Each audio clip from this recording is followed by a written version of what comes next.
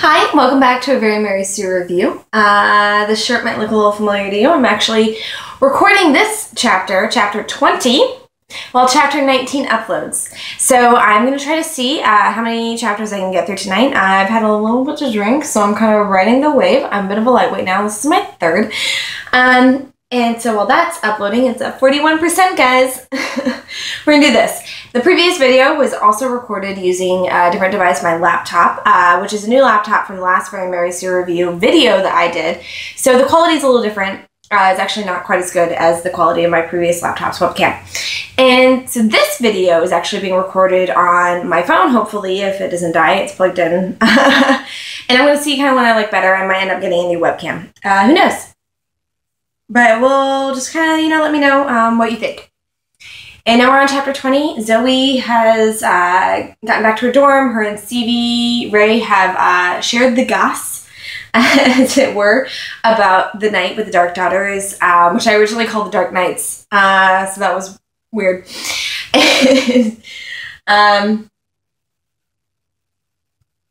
And she is now going to see Neferet. And we're moving on to chapter 20. So she's in the cafeteria with Stevie Ray. She's talking about how she doesn't want to talk to Neferet about something. She's not going to talk to Neferet about her abilities because she's worried that she's just imagining things and she doesn't want people to make fun of her.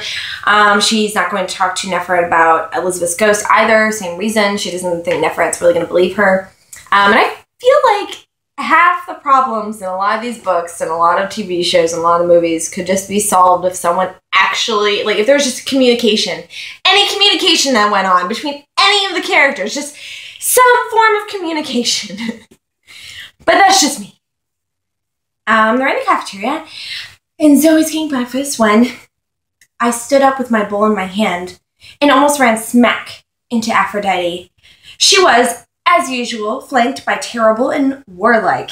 Wasp was nowhere to be seen. Maybe she'd taken a shower this morning and melted when the water touched her. Hee-hee. They actually say that. It's H-E-E space H-E-E. Hee-hee. Like in there. Come on, guys. Aphrodite's nasty smile reminded me of a piranha I'd seen at the Jenks Aquarium when my biology class went there last year on a field trip. Hi, Zoe. Gosh, you left in such a hurry last night I didn't get a chance to say bye. Sorry you didn't have a good time. It's too bad, but the Dark Daughters isn't for everyone. She glanced at Stevie Ray and curled her lip. Actually, I had a great time last night and I absolutely loved the dress you gave me, I gushed. Thank you for inviting me to join the Dark Daughters. I accept. Totally. Aphrodite's feral smile flattened. Really? I grinned like an utterly clueless fool. Really? When's the next meeting or ritual or whatever? Should I just ask Neferet? I'm going to see her this morning. I know she'll be happy to hear how welcome you made me feel last night and that I'm now a Dark Daughter. Aphrodite hesitated for just a moment. Then she smiled again and matched my clueless tone of voice perfectly.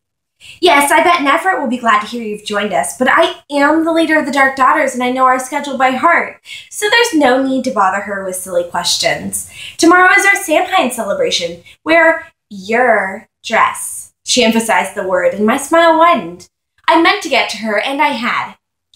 And meet at the rec hall right after dinner, 4:30 a.m. sharp. Great, I'll be there. And they're like, blah, blah, blah, and then it's just like, oh yeah, I'm totally not bothered. Well, I'm not bothered either, basically kind of thing going back and forth.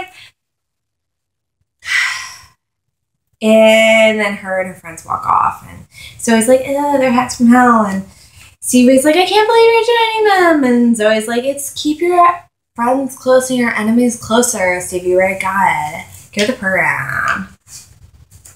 And now Zoe's in Neferet's office. Nala's knocked over a few things. And they're just talking about Neferet's like, do you miss anybody? And Zoe's like, just my grandma, because my mom and my stepdad totally suck, and I hate everybody. And then Neferet kind of reveals a trigger warning for abuse, sexual abuse, that her father sexually abused her when she was a child.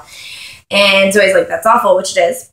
And Neferet says, it was then. Now it is simply another memory.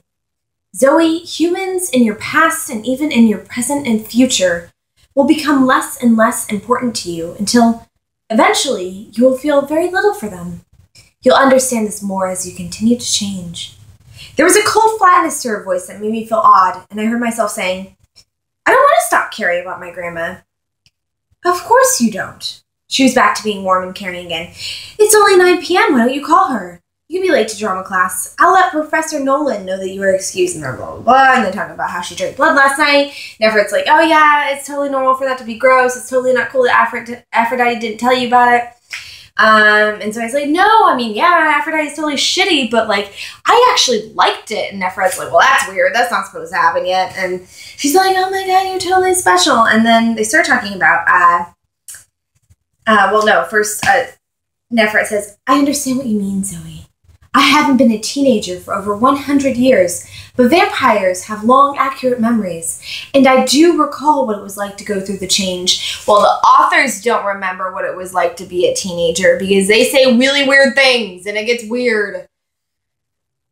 I'm just saying. The hee-hee thing is just strange. And now we're talking about Heath and Kayla. And again, Zoe's like, it was my ex-best friend and my almost ex-boyfriend. Like, why are you telling your teacher that? That's just, I don't know.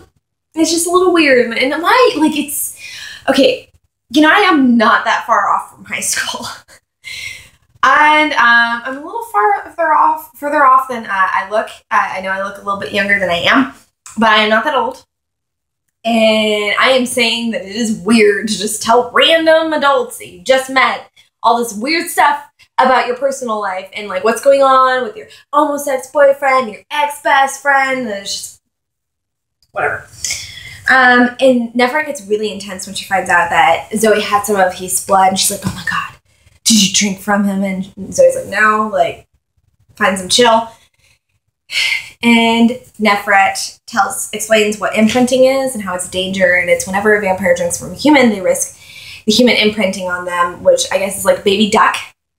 And the human gets super attached and like, don't leave me ever, I love you. And it's illegal for fledglings to drink from a human because of that, and it's considered morally wrong for adult vampires, and there is a sect that's trying to get it outlawed, and Neferet kind of talks about it like that's so stupid, like that's so crazy that some vampires think that you should protect people's free will. That's just like bananas. Like, whatever, Neferet, we all know you're evil.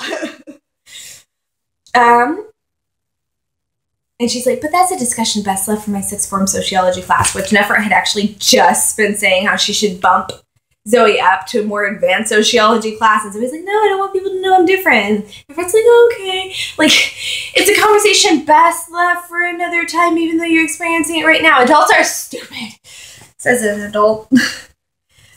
And Zoe's talking about the imprinting thing, and she's like, it sounds like something out of Dracula, I muttered. It's nothing like that wretched book, she snapped. Stoker vilified vampires, which has caused their kind endless petty troubles with humans. Like, calm down. I love it so much, though, when like books like this go so intense about Dracula and Stoker, and it's just so funny.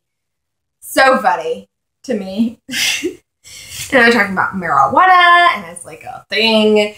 And Neferet wants all the names of the pothead footballers, and like Zoe's like, well, that's kind of weird. You're not gonna call their parents, are you? And Neferet's like, I'm not for my evil schemes at all. That's crazy, Zoe. What? And she does.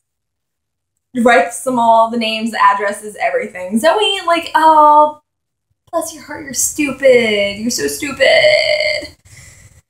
And that's pretty much the end of it, though, like, Neferet hugs her, and she's like, Nyx has touched you, and the goddess cares for her own, and, like, blah, blah, blah, and then Zoe cries because her mom's terrible. And Zoe's got a lot of baggage because of that, needs to work through it, and they really don't explore it as much as they should in this book. That would have actually been interesting. And that's the end of the chapter. The end of chapter 20. And now we're on to chapter 21. Soon.